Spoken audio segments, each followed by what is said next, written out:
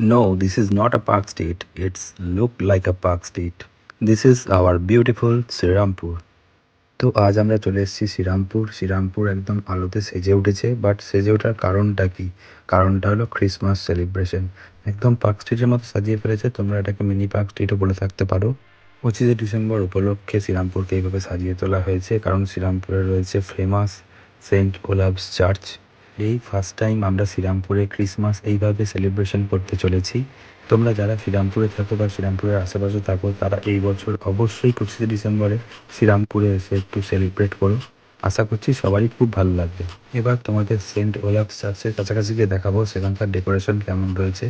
চারদিক একদম আলোয় মুড়ে দিয়েছে, তোমরা দেখতে পাচ্ছ। আলোর এই সৌন্দর্য দেখতে দেখতে আমরা অবশেষে পৌঁছে গেলাম চার্চের একদম সামনে। তো এই হচ্ছে শ্রীরামপুরের ফেমাস সেন্ট ওলাভস চার্চ, যেটা শ্রীরামপুরের অন্যতম ট্যুরিস্ট স্পট। এই বছর শ্রীরামপুর চার্চ এবং শ্রীরামপুর শহরকে একদম অন্যরকমভাবে সাজিয়ে ফেলা হয়েছে লাইটের মাধ্যমে।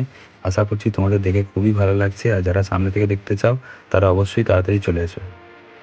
শ্রীরামপুর চার্চ ভিজিট করে আমরা ব্যাক করছি বাড়ির উদ্দেশ্যে। তো তোমাদের যদি ভিডিওটা ভালো লেগে থাকে তাহলে অবশ্যই একটা লাইক করে দিও, কমেন্টস করো, আর চ্যানেলটা অবশ্যই সাবস্ক্রাইব করে দিও।